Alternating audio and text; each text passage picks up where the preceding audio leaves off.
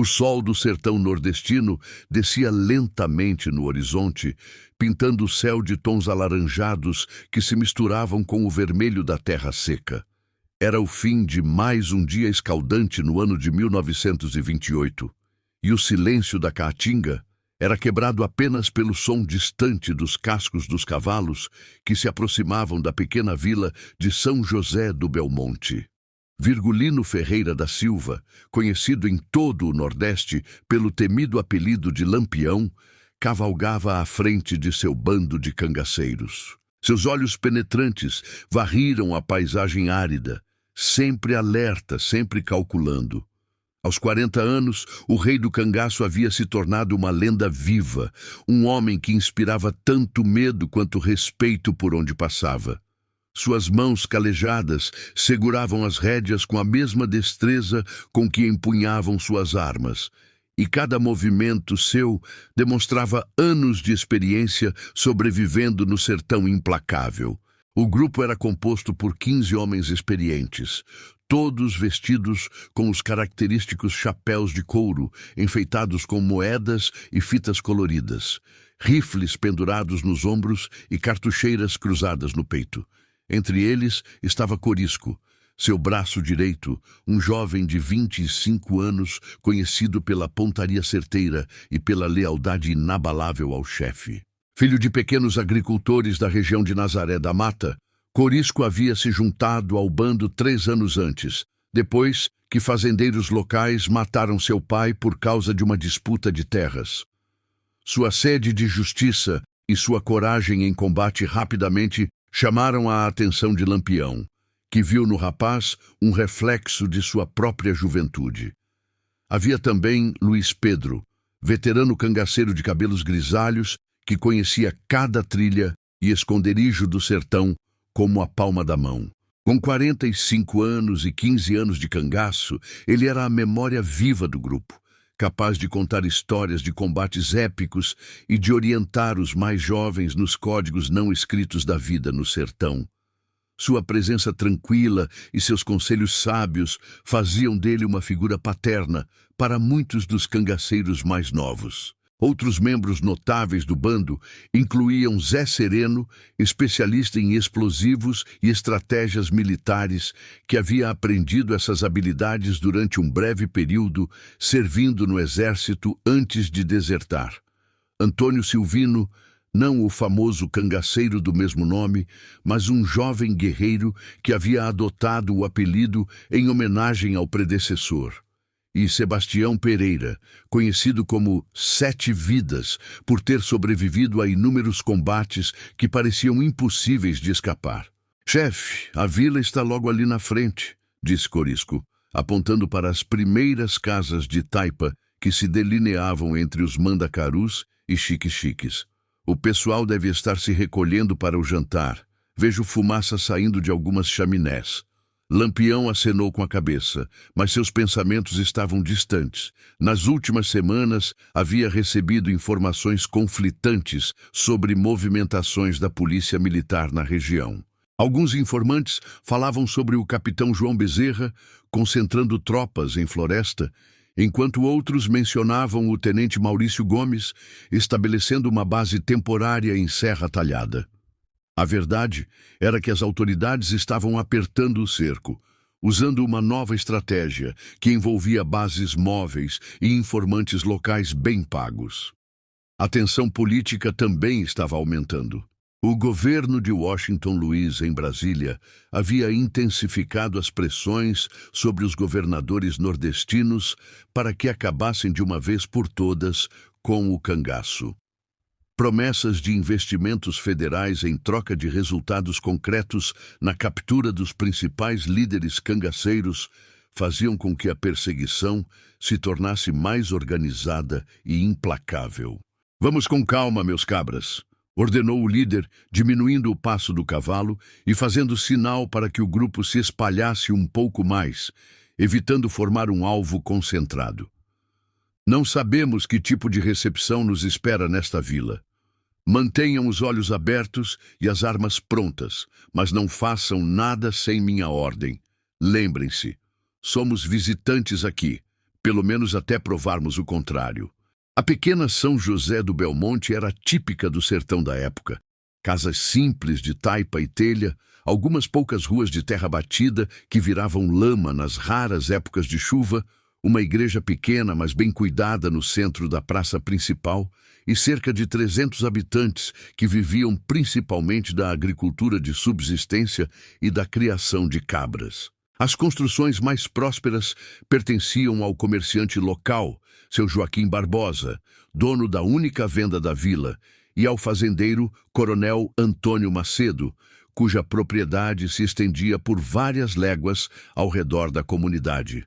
Era um lugar onde todos se conheciam desde o nascimento, onde os casamentos eram arranjados entre famílias que se relacionavam há gerações, onde as novidades se espalhavam como fogo na palha seca e onde a chegada de forasteiros sempre despertava uma curiosidade misturada com apreensão. Os habitantes tinham aprendido, ao longo dos anos, que visitantes inesperados nem sempre traziam boas notícias. Enquanto se aproximavam das primeiras construções, Lampião notou algo estranho que imediatamente ativou seus instintos de sobrevivência. Não havia crianças brincando nas ruas como era comum naquele horário do final da tarde. Normalmente, garotos estariam jogando peão ou empinando papagaios feitos de papel de jornal, enquanto meninas brincavam de casinha ou ajudavam as mães com pequenas tarefas domésticas. As janelas das casas estavam fechadas, mesmo com o calor que ainda se fazia sentir, e pouquíssimas pessoas podiam ser vistas caminhando pelas ruas. Mais perturbador ainda era a ausência dos sons típicos de uma comunidade sertaneja ao entardecer. Conversas animadas entre vizinhos, o barulho de ferramentas sendo guardadas depois do trabalho, o som de mães chamando os filhos para casa, o balir de cabras sendo trazidas do pasto. Em lugar disso, um silêncio pesado e não natural pairava sobre a vila, como se todos os habitantes estivessem se escondendo de alguma ameaça iminente. "Tem algo errado aqui", murmurou Luiz Pedro, ajustando o rifle no ombro e verificando discretamente a munição em sua cartucheira. "Esta vila está quieta demais. Parece que estão todos com medo de alguma coisa. Já vi isso antes, chefe, quando as tropas passaram por uma comunidade logo antes da gente chegar." Lampião concordou silenciosamente com a observação de seu companheiro mais experiente. Em seus 15 anos percorrendo o sertão, primeiro como jovem vingador e depois como líder cangaceiro, havia desenvolvido um instinto aguçado para perceber quando algo não estava certo. Era uma habilidade que havia salvado sua vida inúmeras vezes, permitindo-lhe detectar emboscadas, traições e situações perigosas antes que fosse tarde demais. Seu olhar experiente percorreu novamente a vila, notando detalhes que confirmavam suas suspeitas.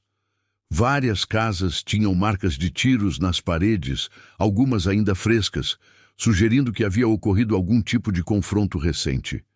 Em uma das construções próximas à entrada da vila, ele pode ver pedaços de madeira espalhados pelo chão, como se uma porta tivesse sido arrombada com violência. Foi então que ouviram os primeiros gritos, cortando o silêncio da tarde como navalhas. Vinham de uma casa um pouco afastada das outras, próxima a um pequeno riacho que cortava a vila e fornecia água para os moradores durante a época seca. A construção era cercada por algumas árvores nativas que ofereciam uma sombra bem-vinda, mas que também a tornavam parcialmente isolada do resto da comunidade. Eram gritos de dor e desespero, intercalados com a voz furiosa de um homem, criando uma sinfonia terrível de violência doméstica que fez o sangue de Lampião ferver nas veias. "Por favor, Antônio, pare com isso! Pense na criança!" suplicava uma voz feminina, entrecortada pelos soluços e pela clara dificuldade de respirar. Era uma voz jovem, provavelmente de uma mulher que não passava dos 20 e poucos anos, e havia nela um desespero que ia além da dor física imediata. Calha a boca, desgraçada. Você me envergonhou na frente de todo mundo hoje na feira, respondia a voz masculina, áspera e claramente embriagada, carregada de uma raiva desproporcional que encontrava válvula de escape na violência. Disse para todo mundo que eu não presto, que não cuido direito da família. Agora vai pagar pelo que fez. O som de um tapa forte ecoou pela noite, seguido de um gemido de dor que fez vários dos cangaceiros cerrar os punhos instintivamente. Corisco, especialmente, parecia estar lutando contra o impulso de agir imediatamente, lembrando-se provavelmente de sua própria mãe, que havia sofrido abusos similares nas mãos de um padrasto violento antes de seu pai verdadeiro intervir. Lampião sentiu uma onda de raiva familiar subir por sua garganta, uma sensação que conhecia bem e que sempre precedia suas ações mais decisivas. Durante toda a sua vida como cangaceiro, havia estabelecido regras rígidas para si mesmo e seu bando, um código de honra que diferenciava seus homens dos bandidos comuns que infestavam algumas partes do sertão. Uma das regras mais sagradas desse código era jamais tolerar a violência contra mulheres grávidas, crianças indefesas ou idosos incapazes de se proteger.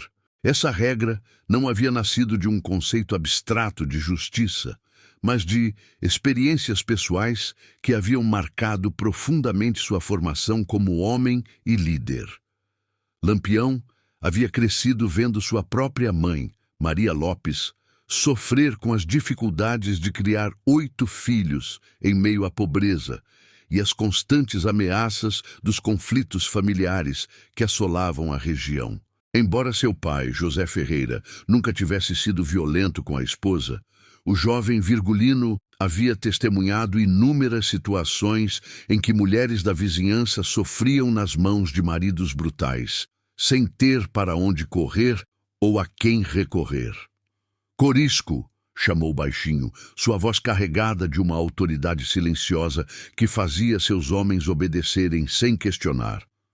Você e Luiz Pedro venham comigo.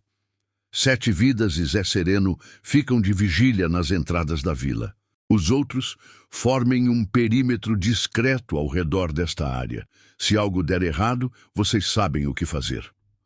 A formação tática que Lampião havia ordenado era resultado de anos de experiência em situações similares. Seus homens sabiam exatamente como se posicionar para cobrir todas as possíveis rotas de fuga, como comunicar-se através de sinais silenciosos e como agir de forma coordenada caso a situação se deteriorasse rapidamente. Era uma máquina bem azeitada de sobrevivência e combate que havia sido testada inúmeras vezes contra forças militares superiores em número e equipamento. Os 3 homens desmontaram silenciosamente, amarrando seus cavalos a uma cerca próxima, onde os animais poderiam pastar um pouco enquanto esperavam. Cada movimento era calculado para produzir o mínimo de ruído possível, uma habilidade que haviam aperfeiçoado durante anos de operações noturnas e infiltrações em territórios hostis. Enquanto se dirigiam à casa de onde vinham os gritos, Lampião pôde ouvir mais claramente a progressão da violência que estava ocorrendo lá dentro. Os gritos da mulher estavam se tornando mais fracos, sugerindo que ela estava perdendo forças, enquanto a voz do homem continuava furiosa e descontrolada, indicando que a situação estava se deteriorando rapidamente. A construção era típica da arquitetura sertaneja mais simples: paredes de taipa feitas com barro, palha e madeira, teto de palha de carnaúba bem trançada para resistir às intempéries, e um pequeno quintal cercado onde cresciam algumas plantas medicinais e temperos típicos da região como alfavaca, hortelã e pimentão. Uma pequena horta mostrava sinais de cuidado recente, com fileiras de feijão de corda e abóbora que alguém havia regado naquela manhã. A luz fraca de uma lamparina de querosene podia ser vista através da janela entreaberta, projetando sombras distorcidas nas paredes internas que se moviam de forma violenta e irregular. O contraste entre a tranquilidade aparente do exterior da casa e a violência que acontecia em seu interior criava uma atmosfera surreal e perturbadora. Lampião se aproximou cautelosamente da janela, colocando-se de lado para não ser visto de dentro, e espiou através da abertura. O que viu confirmou seus piores temores e fez seu maxilar se contrair de raiva contida. No interior da casa, um homem de cerca de 30 anos, visivelmente embriagado a julgar por seus movimentos descoordenados e pelo forte odor de cachaça que emanava de sua direção, segurava uma mulher grávida pelos cabelos com uma violência que fazia Lampião pensar em um animal selvagem atacando sua presa. A mulher estava claramente no 6º ou 7º mês de gestação. Sua barriga proeminente, tornando ainda mais chocante a brutalidade do ataque.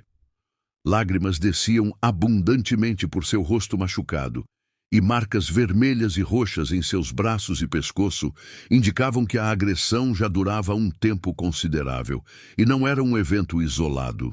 Suas roupas simples, um vestido de chita desbotada, que provavelmente havia sido costurado por ela mesma, estava rasgado no ombro, e seus cabelos castanhos, normalmente presos em uma trança cuidadosa, estavam soltos e desalinhados pela violência.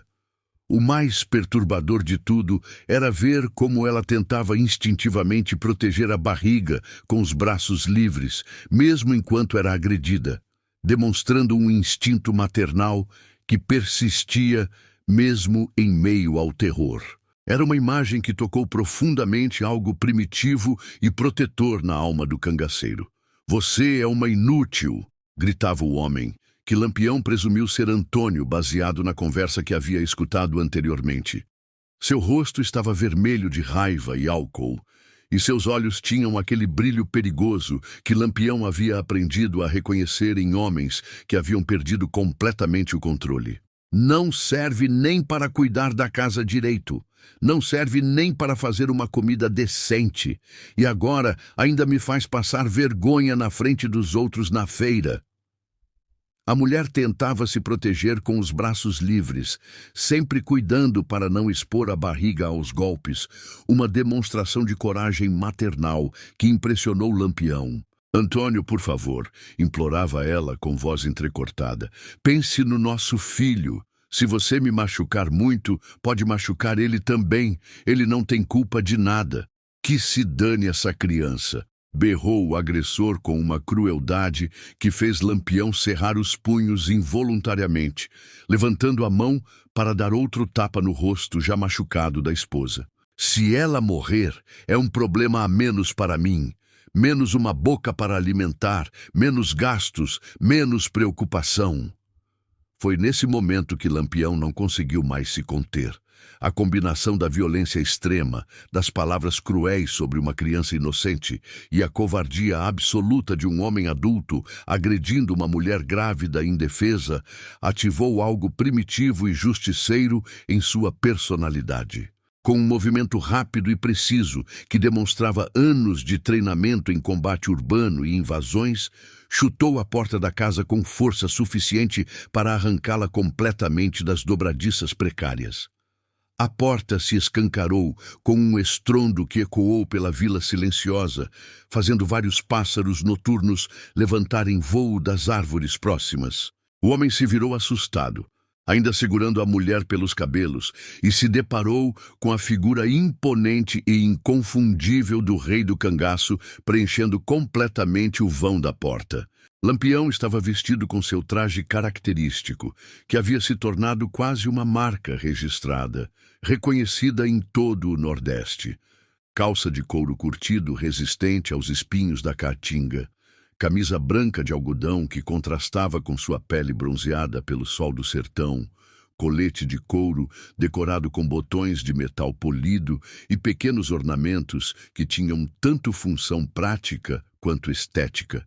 Cartucheiras cruzadas no peito, carregadas de munição para seus vários tipos de arma, e o famoso Chapéu de couro ornamentado com moedas de ouro e prata conquistadas ao longo de seus anos de cangaço, além de fitas coloridas que representavam diferentes vitórias e conquistas. Seus olhos, normalmente astutos e calculadores, agora brilhavam com uma fúria fria e controlada que era ainda mais assustadora do que um acesso de raiva descontrolada. Sua mão direita repousava casualmente sobre o cabo do punhal ornamentado na cintura. Um gesto aparentemente relaxado que qualquer sertanejo experiente reconheceria como a posição de alguém pronto para agir com velocidade letal. A presença física de Lampião era imponente mesmo para os padrões do sertão, onde homens duros eram comuns. Com 1,70 m de altura e constituição atlética desenvolvida por anos de cavalgadas, combates e vida ao ar livre, ele emanava uma autoridade natural que fazia pessoas mais altas e mais pesadas instintivamente se curvarem diante dele. Sua reputação o precedia, mas sua presença física confirmava todas as histórias que circulavam sobre o homem mais temido e respeitado do Nordeste. "Solte essa mulher agora", disse Lampião com voz baixa, mas carregada de uma autoridade que não admitia questionamentos. Cada palavra era pronunciada claramente, sem pressa, mas com uma firmeza que fazia o ar na pequena casa parecer mais denso. "E afaste-se dela imediatamente." Antônio ficou paralisado por vários segundos, seu cérebro embriagado tentando processar a realidade da situação. Claramente reconhecia quem estava à sua frente, se não pessoalmente, pelo menos pelas descrições detalhadas que corriam de boca em boca por todo o sertão.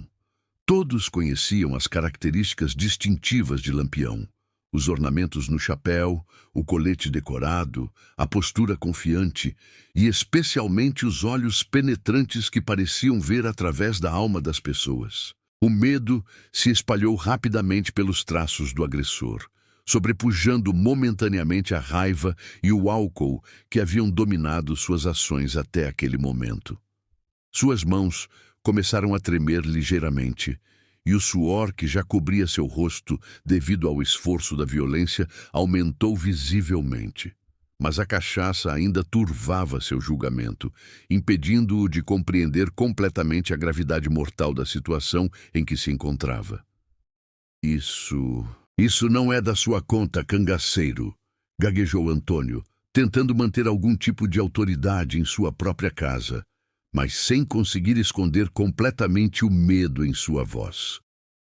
Ele afrouxou ligeiramente o aperto nos cabelos da mulher, mais por reflexo do que por intenção consciente. "Ela é minha esposa, casamos na igreja e eu faço o que quiser com ela. Ninguém tem o direito de se meter nos meus assuntos de família." Lampião deu um passo calculado para dentro da casa, seus movimentos deliberados e controlados, como os de um predador se aproximando de sua presa.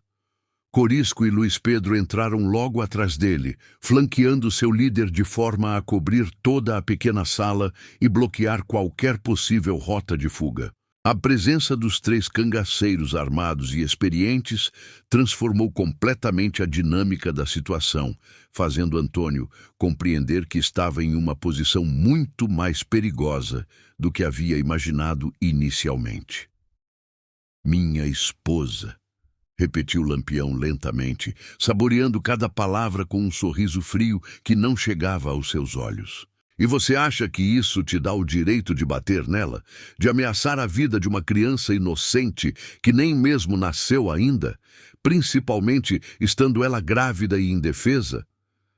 A mulher, aproveitando que Antônio havia afrouxado significativamente o aperto devido à distração e ao medo, conseguiu se soltar completamente e correu para um canto da casa, abraçando a barriga protetoramente com ambas as mãos. Ela era jovem, provavelmente com pouco mais de 20 anos, com traços delicados que a violência constante não havia conseguido apagar completamente. Seus cabelos castanhos, quando não estavam desalinhados pela agressão, Provavelmente formavam uma trança bem cuidada, que demonstrava seu apreço pela apresentação pessoal, apesar das circunstâncias difíceis. Seus olhos escuros, agora cheios de lágrimas e medo, também mostravam uma centelha de esperança que não havia estado lá momentos antes. Pela primeira vez em muito tempo, alguém havia intervindo para protegê-la, e não qualquer pessoa, mas o homem mais poderoso e respeitado de todo o sertão nordestino. Obrigada, sussurrou ela para Lampião, sua voz ainda tremendo pela emoção e pelo medo, mas carregada de uma gratidão profunda e sincera. Obrigada por me ajudar, senhor. Ninguém nunca fez isso por mim antes.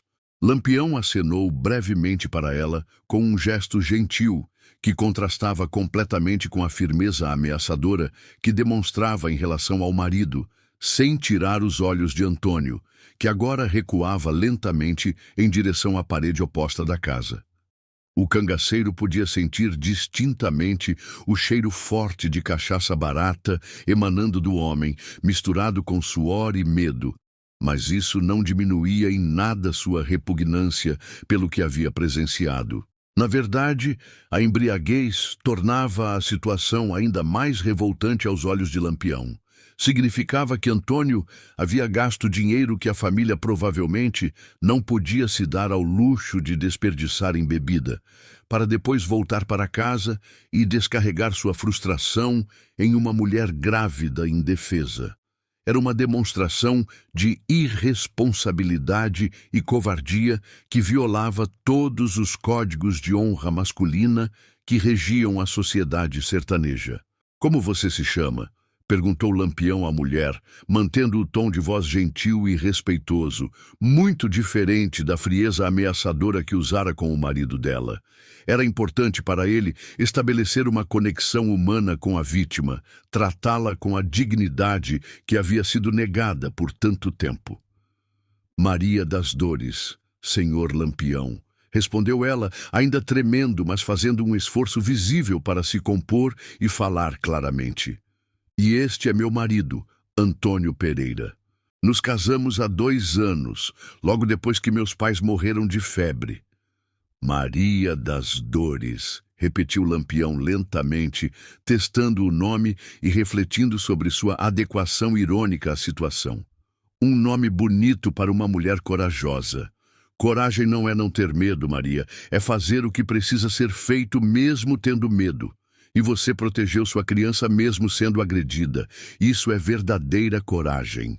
O elogio fez Maria das Dores levantar ligeiramente a cabeça, um pequeno lampejo de dignidade retornando aos seus olhos. Havia muito tempo que ninguém a elogiava ou reconhecia qualquer valor em suas ações, e as palavras do cangaceiro mais famoso do Nordeste tinham um peso especial que ela jamais esqueceria. Lampião então se virou completamente para Antônio, sua expressão endurecendo novamente enquanto estudava o homem que havia causado tanto sofrimento desnecessário. E você, Antônio Pereira, vai me explicar exatamente por que estava agredindo sua esposa grávida. E não me venha com desculpas sobre estar bêbado ou ter tido um dia ruim. Quero saber o que passa na sua cabeça que faz você achar que tem o direito de fazer isso. Antônio engoliu seco, seu pomo de Adão se movendo visivelmente enquanto tentava formular uma resposta que pudesse de alguma forma satisfazer ou pelo menos aplacar a ira do temido cangaceiro. Ele sabia que estava em uma situação extremamente perigosa, possivelmente mortal. As histórias sobre a justiça implacável de Lampião eram conhecidas em todo o sertão, e muitas delas envolviam homens que haviam cometido crimes contra mulheres e crianças indefesas. Eu estava nervoso, senhor Lampião, começou Antônio, a voz tremendo tanto quanto suas mãos. Tive um dia muito difícil na feira hoje. Perdi dinheiro em um negócio que achei que ia dar certo. E quando cheguei em casa, bem, as coisas simplesmente saíram do controle. E você decidiu descontar sua raiva e suas frustrações na sua esposa grávida. Interrompeu Lampião, dando outro passo calculado em direção ao homem, fazendo-o recuar ainda mais contra a parede. Isso não é explicação, Antônio Pereira. Isso é covardia, do tipo mais baixo e desprezível que existe no mundo. A voz do cangaceiro estava carregada de um desprezo profundo que era quase palpável na atmosfera da pequena casa.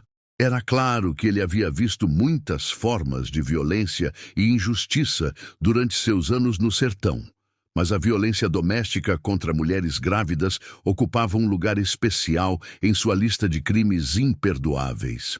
O cangaceiro se virou novamente para Maria das Dores, que havia conseguido se recompor um pouco e agora estava sentada em uma cadeira simples de madeira, ainda protegendo instintivamente a barriga com as mãos. À luz mais clara da lamparina, Lampião pode ver melhor a extensão dos ferimentos que ela tentava esconder. E o que viu apenas aumentou sua determinação de fazer justiça. "Há quanto tempo ele faz isso com você, Maria?" perguntou Lampião com gentileza, mas havia uma firmeza em sua voz que indicava que queria a verdade completa, sem omissões ou tentativas de minimizar a situação.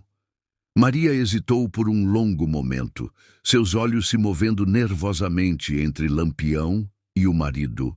Era óbvio que tinha medo de falar abertamente, provavelmente temendo represálias posteriores caso o cangaceiro partisse e a deixasse novamente sozinha com Antônio.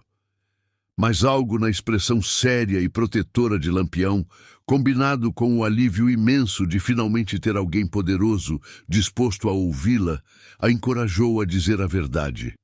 "Desde que descobriu que eu estava grávida", admitiu ela em voz baixa, as palavras saindo como uma confissão dolorosa que havia sido guardada por meses. No começo, ele ficou feliz com a notícia, disse que queria um filho homem para ajudar no trabalho, mas depois começou a reclamar que uma criança só ia trazer mais gastos, mais preocupações, mais responsabilidades.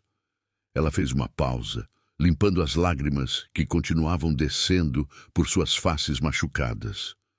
Aí começou a beber mais, a ficar mais irritado com qualquer coisa. Se a comida não estava do jeito que ele queria, se eu não conseguia fazer algum trabalho por causa do enjoo da gravidez, se eu pedia dinheiro para comprar coisas para o bebê, qualquer coisa virava motivo para ele me bater. Lampião escutou cada palavra com atenção crescente, sentindo a raiva se intensificar em seu peito como um fogo que estava sendo alimentado com querosene. Durante seus anos no cangaço, havia visto muitas injustiças, muitas formas de violência e crueldade que caracterizavam a vida dura do sertão. Mas a violência doméstica, especialmente contra mulheres grávidas, sempre o revoltava de uma forma que poucos outros crimes conseguiam fazer. Talvez fosse porque lembrasse de sua própria mãe, Maria Lopes, que havia enfrentado tantas dificuldades para criar 8 filhos em meio às adversidades do sertão, sempre com dignidade e força, mesmo quando as circunstâncias pareciam impossíveis de superar. Ou talvez fosse porque via nas mulheres sertanejas uma representação da força e resistência que ele mais admirava na humanidade, qualidades que mereciam ser protegidas e honradas, não destruídas por homens fracos e covardes. "E hoje?", continuou Lampião. "O que aconteceu hoje na feira que o deixou tão furioso?" Maria olhou novamente para o marido, que fez um gesto ameaçador com a cabeça, mas a presença dos cangaceiros armados tornou a ameaça vazia. Ela respirou fundo e decidiu contar tudo. "Ele estava tentando vender uma cabra que não era nossa", explicou ela, as palavras saindo em uma torrente agora que havia decidido falar. "Era do vizinho, seu Manuel, que havia pedido para Antônio cuidar dela enquanto viajava para visitar a família. Antônio achou que podia vender a cabra e seu Manuel nunca ficaria sabendo." A história se tornava ainda mais sórdida. Mas seu Manuel voltou mais cedo da viagem e apareceu na feira bem na hora que Antônio estava fechando negócio com o comprador. Teve uma discussão terrível. Seu Manuel gritou na frente de todo mundo que Antônio era ladrão, que não prestava, que não cuidava nem da própria família direito. E aí ele veio para casa e descontou a humilhação em você, concluiu Lampião, a peça final do quebra-cabeças se encaixando perfeitamente. Era uma história que ele havia visto se repetir inúmeras vezes. Homens fracos que, incapazes de lidar com suas próprias falhas e frustrações, buscavam alvos ainda mais fracos para descarregar sua raiva. Corisco, disse Lampião sem tirar os olhos de Antônio. Vá buscar os outros cabras. Quero que todos vejam isso e mande alguém chamar as pessoas da vila. É importante que todos entendam o que está acontecendo aqui. Sim, chefe, respondeu Corisco, saindo rapidamente da casa para cumprir as ordens. Enquanto esperavam, Lampião continuou sua investigação da situação, caminhando lentamente pela pequena casa e observando detalhes que contavam uma história mais completa da vida daquela família. Havia poucos móveis, todos simples e desgastados pelo uso e pelo tempo, indicando que viviam com recursos muito limitados. Uma mesa tosca de madeira servia para as refeições e provavelmente para qualquer trabalho manual que Maria pudesse fazer para complementar a renda familiar. Na parede de taipa, uma pequena imagem de Nossa Senhora da Conceição pendia de um prego enferrujado, cercada por algumas flores secas que haviam sido colocadas lá com cuidado e devoção. Era um sinal da fé religiosa de Maria, uma âncora espiritual que provavelmente a havia ajudado a sobreviver aos meses de abuso e violência. No canto da casa, uma rede velha e várias vezes remendada com linha de cores diferentes pendia entre dois ganchos de ferro, onde provavelmente Maria descansava durante as horas mais quentes do dia, quando a gravidez e o trabalho doméstico se tornavam mais difíceis de suportar. Mas o que mais chamou a atenção do experiente olhar de Lampião foram as marcas na parede, próximas ao chão, como se objetos pesados tivessem sido arremessados contra ela várias vezes ao longo do tempo. E espalhados pelo chão de terra batida, cacos de cerâmica que pareciam ser de pratos, tigelas e outras vasilhas domésticas quebradas durante explosões de raiva anteriores. Isso acontece frequentemente, observou Lampião. Não era uma pergunta, mas uma afirmação baseada em suas observações e experiência em ler os sinais que a violência doméstica deixava em uma casa. Maria das Dores baixou os olhos novamente, confirmando silenciosamente a conclusão do cangaceiro. A vergonha que sentia não era pela verdade que estava sendo revelada, mas pela situação em que havia sido forçada a viver. Uma situação sobre a qual tinha muito pouco controle. Em poucos minutos, todos os cangaceiros do bando estavam reunidos no pequeno quintal da casa, suas figuras imponentes criando um semicírculo intimidante sob a luz fraca das estrelas que começavam a aparecer no céu sertanejo. A notícia da situação já havia começado a se espalhar pela vila, através da rede informal de comunicação que caracterizava comunidades pequenas, e várias pessoas começaram a se aproximar cautelosamente. Eles mantinham uma distância respeitosa, claramente curiosos e preocupados com o que o famoso Lampião faria naquela situação, mas também conscientes de que estavam presenciando um momento histórico que seria lembrado e contado por gerações futuras. A presença do rei do cangaço em sua pequena vila já era um evento extraordinário. Sua intervenção em um caso de violência doméstica tornava a noite ainda mais memorável. Entre os moradores que se aproximaram estava o padre local, um homem idoso e magro chamado Padre Miguel, que conhecia bem tanto Maria das Dores quanto Antônio Pereira. Sua batina preta estava desgastada, mas limpa, e seus cabelos brancos brilhavam suavemente sob a luz das estrelas. Ele se aproximou cautelosamente de Lampião, suas mãos rugosas cruzadas diante do corpo em uma postura respeitosa.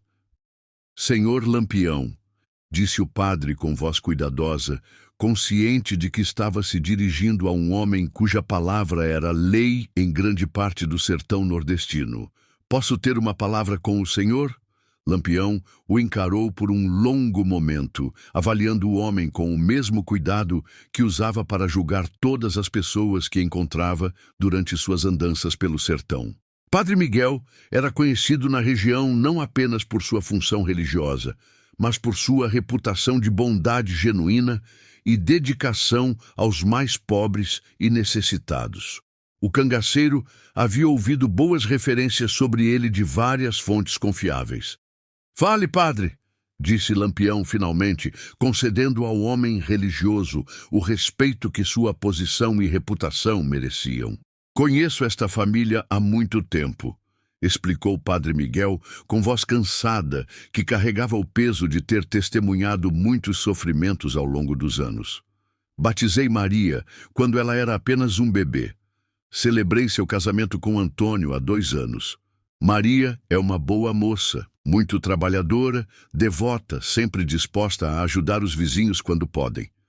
Antônio, bem, Antônio sempre teve suas dificuldades, especialmente com a bebida, mas isso piorou muito nos últimos meses."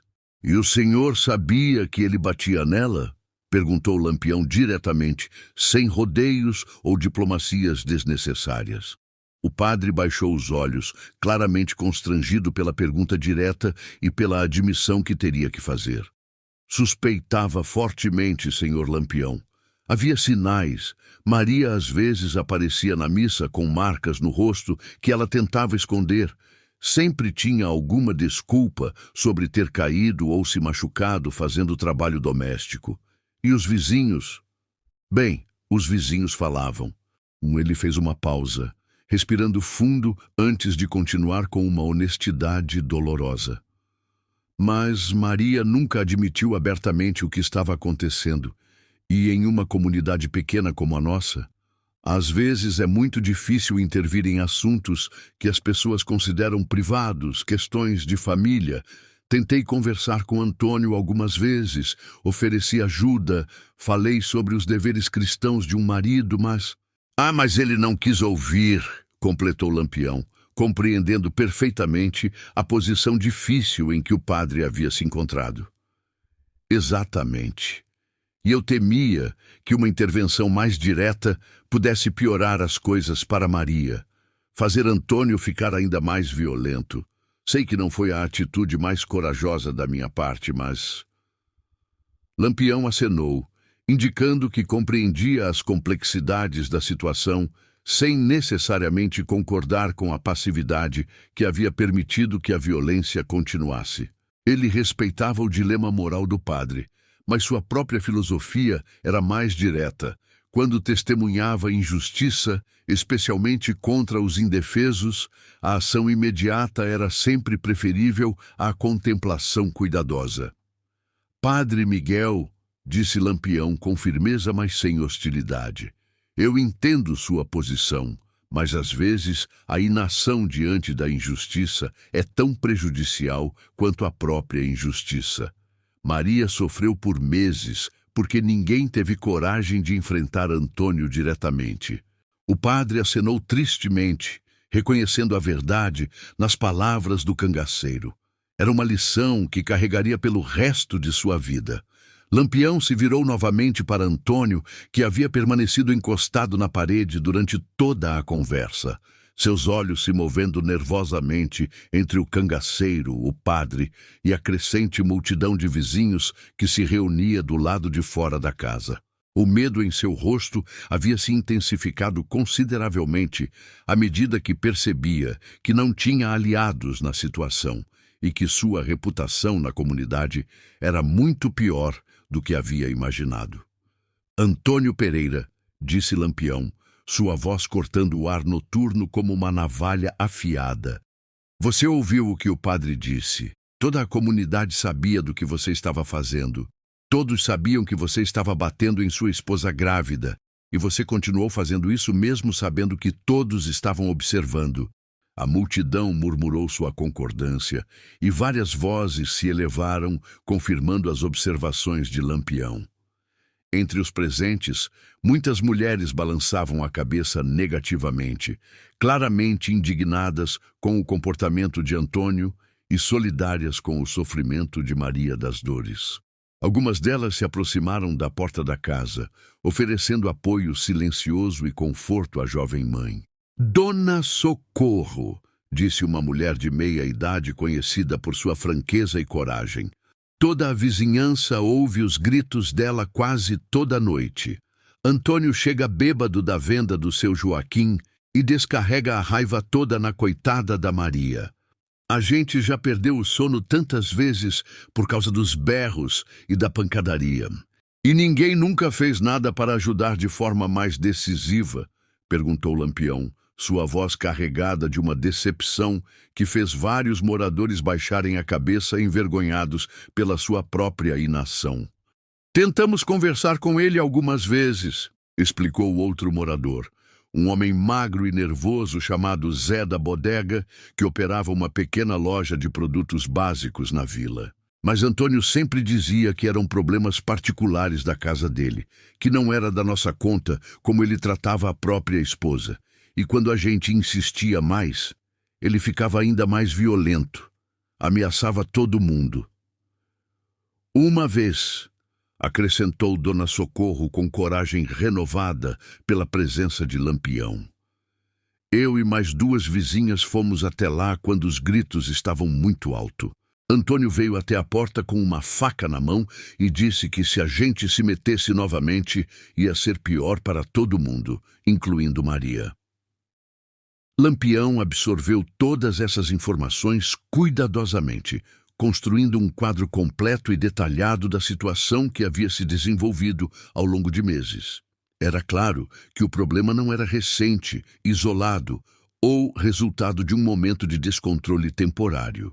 Antônio havia estabelecido um padrão sistemático de violência e intimidação que se estendia além de sua própria casa, criando um clima de medo que afetava toda a vizinhança. A gravidez de Maria das Dores havia apenas intensificado a violência, transformando o que já era uma situação terrível em algo potencialmente fatal para duas vidas inocentes. Era exatamente o tipo de injustiça que Lampião considerava intolerável e que demandava uma resposta proporcional à gravidade do crime. O cangaceiro se aproximou de Maria novamente, notando pela primeira vez, sob a luz melhor proporcionada pelas lamparinas que alguns vizinhos haviam trazido, a verdadeira extensão dos ferimentos que ela tentava esconder. Além das marcas vermelhas recentes no rosto e nos braços, havia hematomas em vários estágios de cicatrização. Alguns roxos e recentes, outros amarelados e mais antigos, criando um mapa terrível da violência sistemática que havia sofrido. Seus pulsos mostravam marcas circulares que sugeriam que havia sido amarrada ou segurada com força excessiva em várias ocasiões. Seu lábio inferior estava ligeiramente inchado e havia arranhões em seu pescoço que pareciam ter sido feitos por unhas ou objetos ásperos. Era um catálogo de abuso que fez até mesmo os cangaceiros mais endurecidos cerrar os punhos de raiva. Maria, disse Lampião gentilmente, abaixando-se ligeiramente para ficar na altura dos olhos dela, você tem alguma família em outro lugar? Pais, irmãos, tios, alguém que possa te ajudar e te dar apoio? Ela negou com a cabeça lentamente, novas lágrimas descendo por suas faces machucadas. Meus pais morreram de febre há 3 anos, senhor Lampião. Eram só eles e eu. Antônio era tudo que eu tinha no mundo quando nos casamos. Pensei que ele ia me proteger e cuidar de mim, como prometeu na igreja. Não, corrigiu Lampião com firmeza, mas mantendo o tom gentil. Antônio não é tudo que você tem. Você tem sua dignidade, que ninguém pode tirar de você. Tem sua criança para proteger, e essa é uma responsabilidade sagrada. E tem pessoas aqui que se importam com você, mesmo que nem sempre tenham sabido como demonstrar isso da forma certa. Ele gesticulou para a pequena multidão de vizinhos que havia se formado ao redor da casa. Olhe para essas pessoas, Maria. Elas estão aqui porque se preocupam com você. Talvez não tenham tido coragem de agir antes, mas isso não significa que não se importam. Suas palavras tiveram o efeito desejado. Maria levantou os olhos e realmente olhou para os rostos dos vizinhos pela primeira vez na noite, vendo neles não julgamento ou pena, mas genuína preocupação e apoio. Dona Socorro se aproximou ainda mais e colocou uma mão maternal no ombro da jovem. Você sempre pode contar conosco, Maria, disse a mulher mais velha com voz firme. Devíamos ter agido antes, e nos desculpe por isso, mas daqui para frente você não vai ficar sozinha. Lampião se virou então para a pequena multidão que havia se formado ao redor da casa, consciente de que este era um momento educativo não apenas para Antônio, mas para toda a comunidade. Quero que todos escutem bem o que vou dizer, declarou com voz que carregava autoridade absoluta. O que aconteceu aqui hoje não pode nunca mais se repetir, não apenas nesta casa, mas em nenhum lugar desta vila. Ele fez uma pausa dramática, deixando suas palavras penetrarem na mente de todos os presentes. Maria das Dores está agora sob a proteção de Virgulino Ferreira da Silva, e qualquer um que tentar machucá-la, de qualquer forma, vai ter que responder diretamente para mim. Isso é uma promessa, não uma ameaça. Um murmúrio de surpresa e aprovação percorreu a multidão. Era extremamente raro Lampião usar seu nome verdadeiro em público, reservando essa formalidade para as ocasiões mais sérias e importantes. Quando o fazia, todos no sertão sabiam que estava comprometendo não apenas sua reputação, mas sua honra pessoal com o que estava dizendo. A declaração também tinha implicações práticas importantes. A proteção de Lampião não era apenas simbólica. Significava que Maria das Dores agora tinha o apoio do homem mais poderoso e temido de todo o Nordeste, e que qualquer agressão contra ela seria considerada um ataque pessoal contra o rei do cangaço. Antônio, que havia permanecido em silêncio durante as últimas trocas, finalmente encontrou uma reserva desesperada de coragem para falar novamente. Talvez fosse o álcool ainda circulando em seu sistema, ou talvez fosse um último lampejo de orgulho ferido, mas ele decidiu tentar defender sua posição uma última vez. Mas, senhor Lampião, disse ele com voz trêmula, mas teimosa, ela é minha esposa legítima. Nos casamos na igreja, diante de Deus e de toda a comunidade. Padre Miguel mesmo celebrou o casamento. Isso tem que significar alguma coisa. A resposta de Lampião foi imediata e cortante como uma navalha. Casamento não é posse, Antônio Pereira. Uma esposa não é um animal que você pode bater quando está com raiva ou frustrado.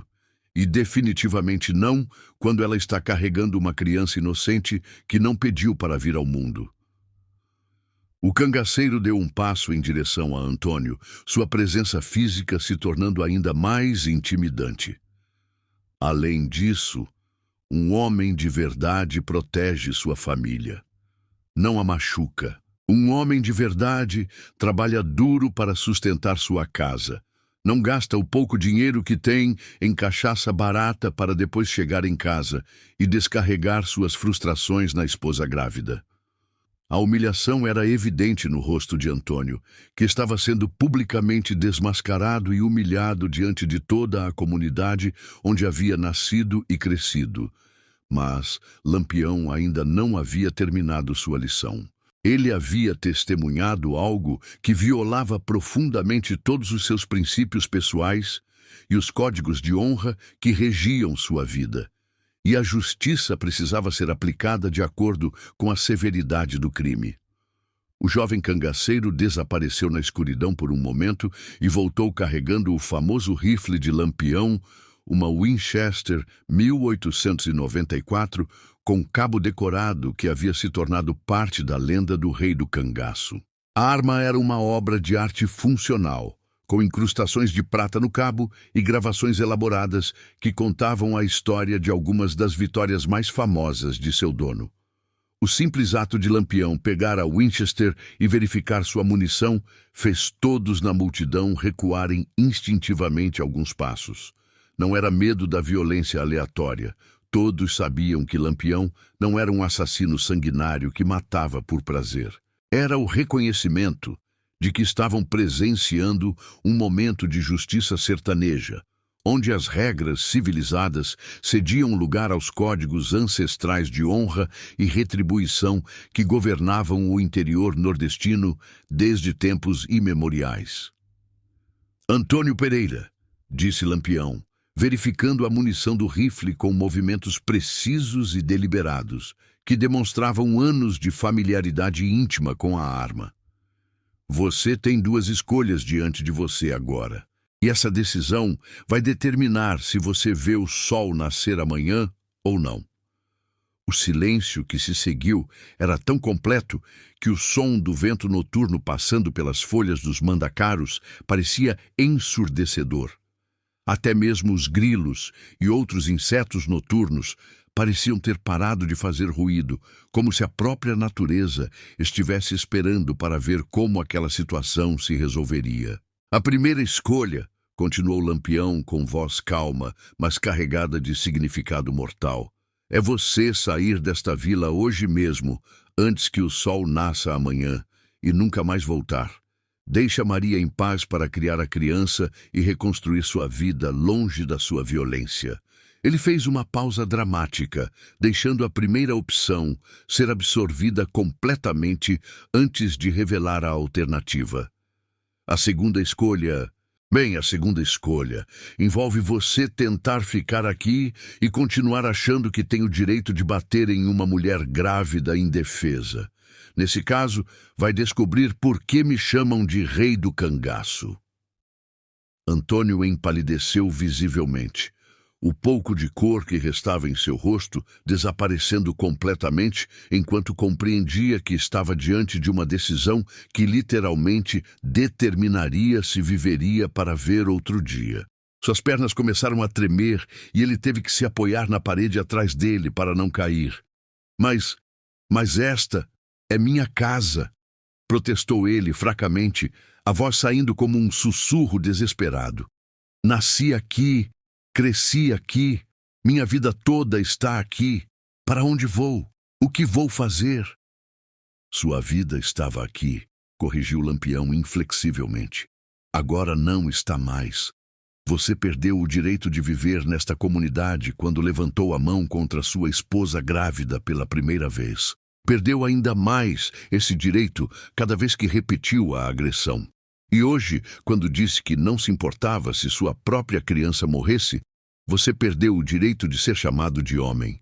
A dureza das palavras de Lampião ecoou pela vila silenciosa, e várias pessoas na multidão acenaram com a cabeça em concordância. Era uma justiça cruel, mas era uma justiça que fazia sentido dentro do código moral do sertão, onde a proteção dos fracos e indefesos era considerada um dever sagrado de qualquer homem que se respeitasse. Maria das Dores, que havia estado observando a cena com uma mistura de fascínio e terror, finalmente encontrou coragem para falar. Senhor Lampião, disse ela timidamente, mas com uma firmeza crescente em sua voz, não quero que ninguém morra por minha causa. Já houve violência suficiente. O cangaceiro a encarou com profundo respeito, admirando sua bondade e compaixão, mesmo depois de tudo que havia sofrido. Era exatamente esse tipo de nobreza de caráter que ele buscava proteger e preservar em um mundo que frequentemente parecia conspirar para destruir a decência humana. Não vai morrer ninguém, Maria, respondeu ele gentilmente. Desde que certas pessoas façam as escolhas certas e demonstrem que ainda têm um pouco de inteligência funcionando em suas cabeças. Ele se virou novamente para Antônio, que estava claramente travando uma batalha interna entre o orgulho ferido, o medo da morte e a realização gradual de que não tinha alternativas reais. Então, Antônio Pereira, qual vai ser? Você aceita minha generosa oferta e sai da vila por vontade própria? Ou eu tenho que te ajudar a tomar essa decisão de uma forma menos agradável? O silêncio que se seguiu foi quebrado apenas pelo som distante de um cão latindo em alguma parte da vila e pelo murmúrio baixo de conversas entre os espectadores que comentavam a situação em tons reverentes. Todos esperavam a resposta de Antônio, que olhava desesperadamente ao redor como um animal encurralado, procurando alguma saída impossível ou algum aliado que pudesse vir em seu socorro. Finalmente, Padre Miguel deu um passo à frente, sua figura frágil, mas digna, se destacando na multidão. Antônio, disse ele com voz gentil, mas firme, carregada de toda a autoridade moral de seus anos, servindo a comunidade. Talvez seja melhor você aceitar a oferta do senhor Lampião. Pode ir para a casa do seu primo João em Floresta. Sei que ele sempre disse que tinha trabalho lá para você. Trabalho honesto que pode te dar uma nova chance de começar direito. O padre fez uma pausa, olhando diretamente nos olhos do jovem que havia batizado anos antes e visto crescer na comunidade. Você ainda é jovem, Antônio. Ainda tem tempo de se tornar o homem que deveria ter sido desde o início. Mas isso só vai acontecer se você aceitar que precisa mudar completamente sua forma de pensar e agir. Antônio olhou para o padre, depois para Lampião, depois para a esposa que havia agredido por tanto tempo e que agora o encarava não com ódio, mas com uma expressão de pena e tristeza que de alguma forma era ainda mais devastadora para seu ego ferido. Lentamente, a realidade da situação começou a penetrar através da névoa de álcool e orgulho que havia dominado seus pensamentos. Ele não tinha escolha real. Poderia morrer ali mesmo naquela noite, nas mãos do homem mais perigoso do Nordeste, deixando Maria viúva e seu filho órfão antes mesmo de nascer. Ou poderia aceitar o exílio, preservar sua vida e talvez, apenas talvez, encontrar uma forma de se redimir e se tornar uma pessoa melhor, longe das tentações e frustrações que haviam corrompido sua vida naquela vila. Está bem, murmurou ele finalmente, as palavras saindo como uma admissão dolorosa de derrota completa. Está bem, eu vou embora, mas preciso de tempo para juntar minhas coisas, para me preparar. Agora, interrompeu Lampião inflexivelmente, sua voz cortando qualquer tentativa de negociação ou adiamento. Você pega suas coisas pessoais, apenas o que pode carregar em um saco, e sai desta vila imediatamente. Não há nada para preparar, não há despedidas para fazer, não há negócios para concluir. Ele deu um passo em direção a Antônio, a Winchester ainda em suas mãos, servindo como um lembrete constante da seriedade da situação. E se eu descobrir que você voltou aqui, mesmo que seja para visitar, mesmo que seja anos no futuro, não haverá segunda conversa como esta. Não haverá segunda chance. Você simplesmente vai desaparecer, entendeu? Antônio acenou miseravelmente, finalmente compreendendo que sua vida anterior havia chegado ao fim de forma definitiva e irreversível. Começou a se mover pela pequena casa, juntando algumas roupas e pertences pessoais com movimentos apressados e nervosos, colocando tudo em um saco de aniagem desgastado. O processo todo não levou mais de 15 minutos. Evidência clara de quão poucas posses materiais ele realmente tinha e de quão simples era a vida que estava deixando para trás.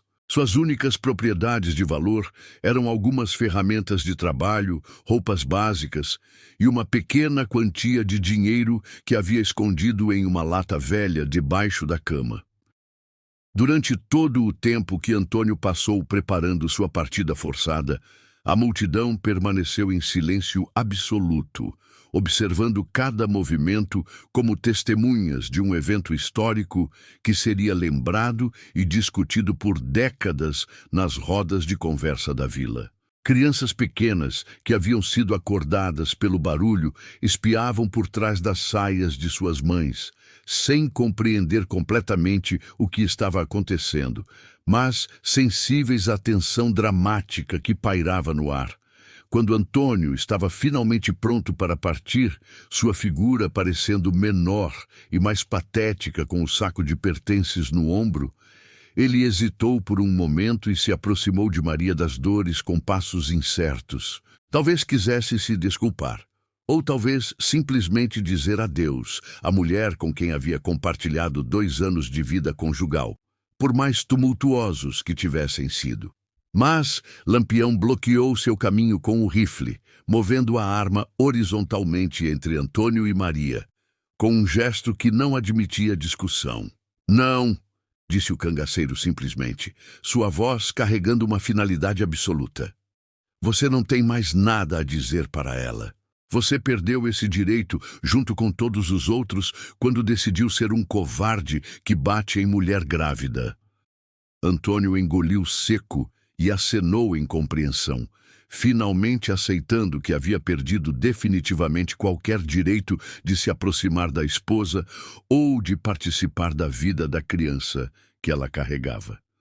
Sem mais palavras ou tentativas de justificação, ele se virou e caminhou em direção à saída da vila, seus passos ecoando solitariamente na terra batida das ruas vazias. A multidão se abriu silenciosamente para deixá-lo passar, e em poucos minutos sua figura havia desaparecido completamente na escuridão da noite sertaneja, carregando seu saco de pertences e deixando para trás uma vida inteira de erros, oportunidades perdidas e relacionamentos destruídos por sua própria violência e irresponsabilidade. Depois que Antônio partiu, e o som de seus passos se desvaneceu completamente na distância, Lampião se voltou para Maria das Dores e para a pequena multidão que ainda estava reunida. A primeira parte de sua justiça havia sido cumprida com sucesso e sem derramamento de sangue, mas ele sabia que ainda havia muito trabalho a fazer para garantir que Maria estivesse verdadeiramente segura e protegida no futuro. "Dona Socorro", chamou ele, dirigindo-se à vizinha de meia-idade que havia demonstrado mais coragem em defender Maria durante a noite. "A senhora pode cuidar da Maria esta noite? Ela precisa de um lugar seguro para ficar e de pessoas que se importam com ela por perto." "Claro, senhor Lampião", respondeu Dona Socorro imediatamente, sem hesitação ou reservas. "Ela pode ficar na minha casa o tempo que precisar. Tenho um quarto extra onde ela vai ficar confortável e segura."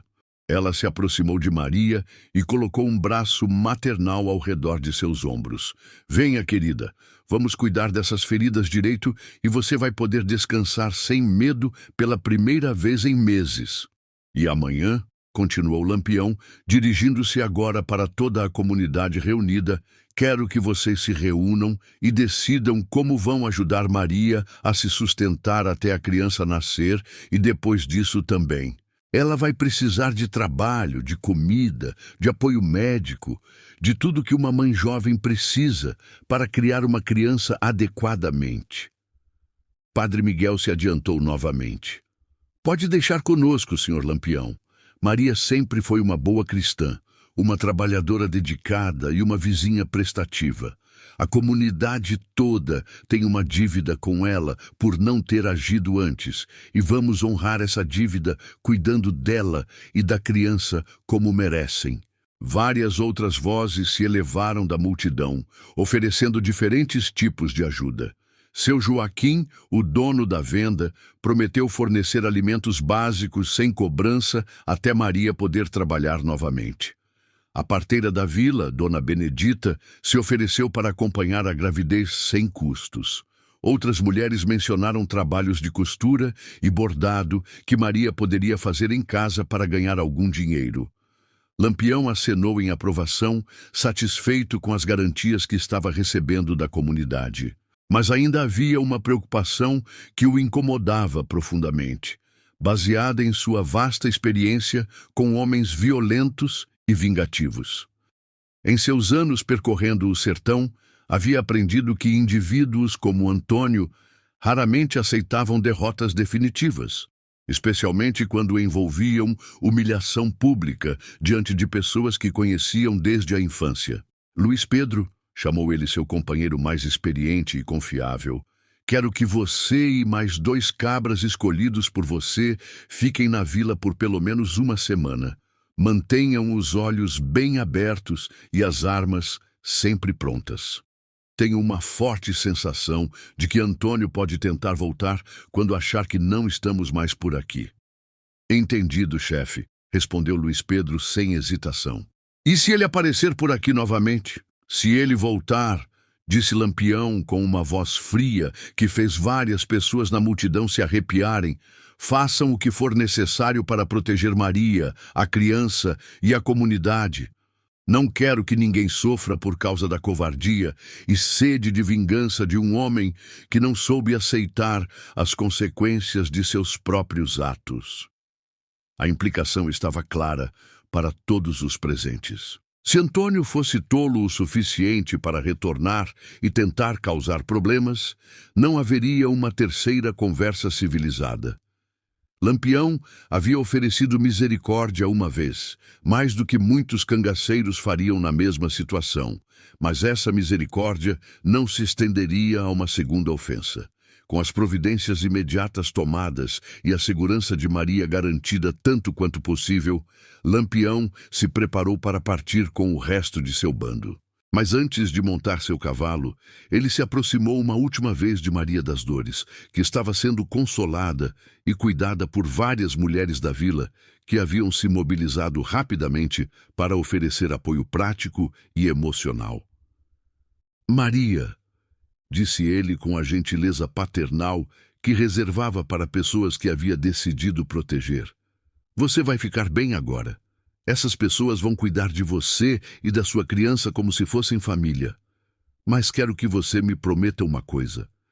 Que for, senhor Lampião, respondeu ela, lágrimas de gratidão ainda descendo por seu rosto machucado, mas com uma luz de esperança nos olhos que não havia estado lá há muito tempo. Prometa que vai criar essa criança para ser uma pessoa boa, uma pessoa forte, alguém que protege os mais fracos em vez de machucá-los. O sertão precisa de mais pessoas assim, e pelos poucos minutos que conversei com você, posso ver que você tem a força e a bondade necessárias para fazer isso acontecer. Maria acenou solenemente, compreendendo o peso da responsabilidade que estava sendo colocada em seus ombros. Prometo, senhor Lampião, meu filho vai crescer sabendo a diferença entre o certo e o errado, e sabendo que a força verdadeira está em proteger, não em machucar. Boa menina, disse Lampião, com um sorriso raro e genuíno que transformou completamente sua expressão normalmente séria. E lembre-se sempre, você não está sozinha no mundo. Se algum dia precisar de ajuda, se alguém tentar machucá-la novamente, mande notícia através de qualquer cangaceiro que encontrar. A palavra de Lampião é sagrada no sertão. Enquanto Lampião e a maior parte de seus homens montavam seus cavalos e se preparavam para partir na escuridão da noite, a notícia do que havia acontecido já estava se espalhando muito além dos limites de São José do Belmonte, através da eficiente rede de comunicação informal que conectava todas as comunidades sertanejas. Em questão de horas, toda a região saberia como o rei do cangaço havia defendido uma mulher grávida indefesa e expulsado seu marido agressor, criando mais um capítulo na lenda crescente de sua justiça implacável. Comerciantes que partiriam com o nascer do sol levariam a história para vilas vizinhas.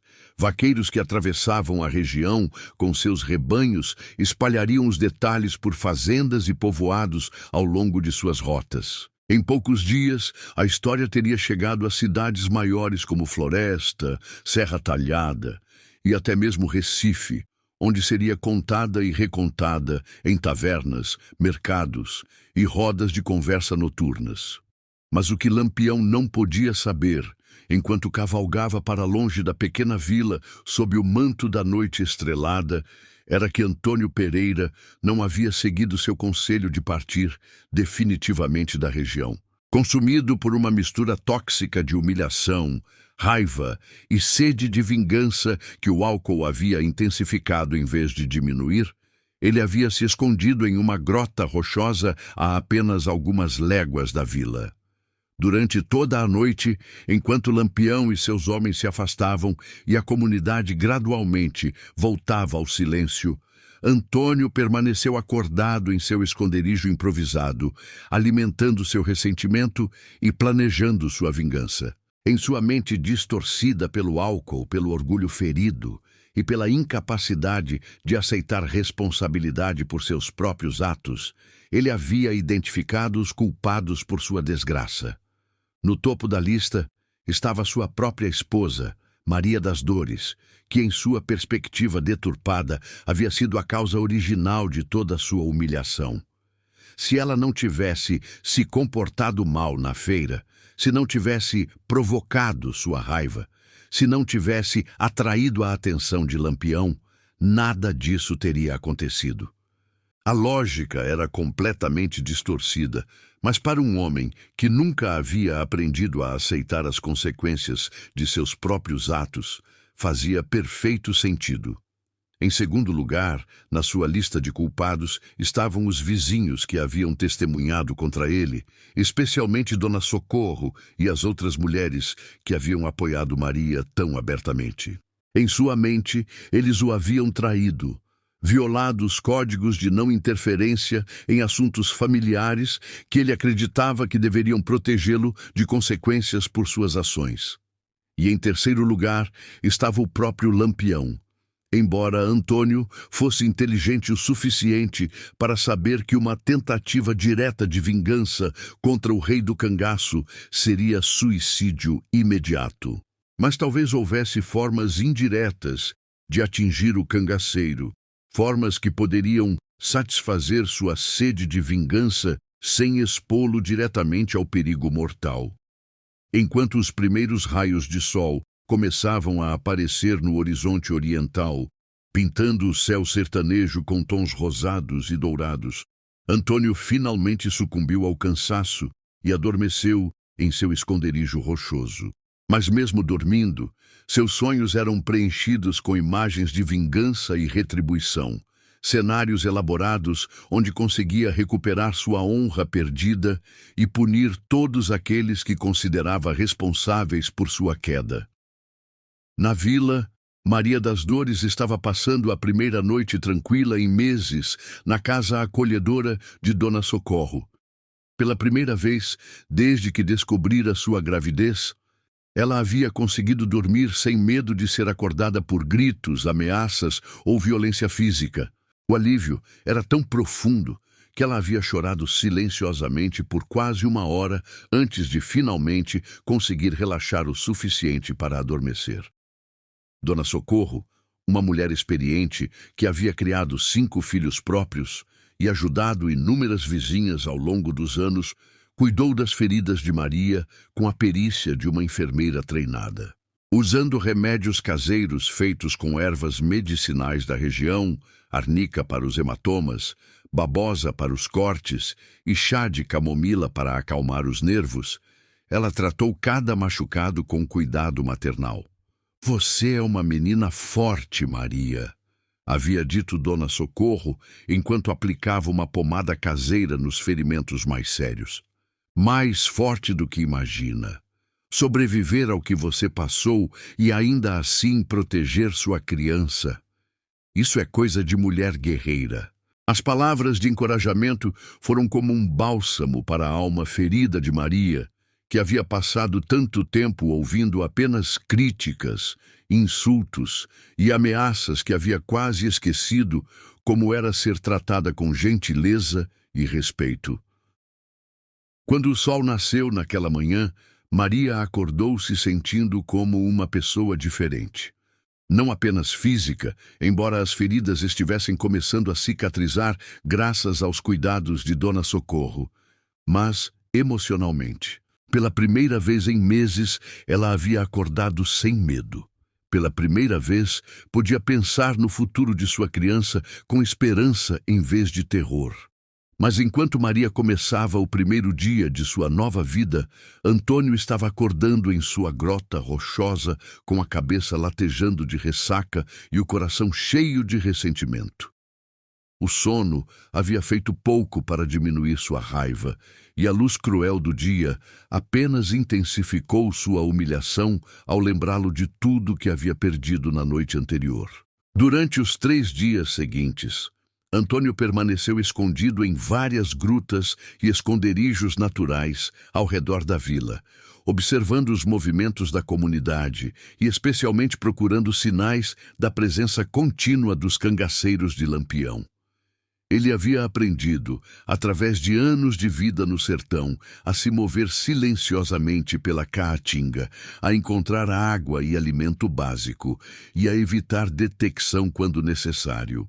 Sua vigilância foi recompensada quando percebeu que apenas 3 cangaceiros haviam ficado na vila, Luiz Pedro e 2 companheiros mais jovens, enquanto o resto do bando havia partido com Lampião. Mais importante ainda, ele observou que a rotina de vigilância dos cangaceiros, embora cuidadosa, tinha padrões previsíveis que um observador paciente poderia identificar e potencialmente explorar. Durante esse período de observação, Antônio também notou que Maria havia se mudado para a casa de Dona Socorro e que a comunidade estava, de fato, cumprindo suas promessas de cuidar dela. Viu mulheres levando comida, homens oferecendo pequenos trabalhos de costura e bordado, e até mesmo Padre Miguel fazendo visitas regulares para verificar seu bem-estar.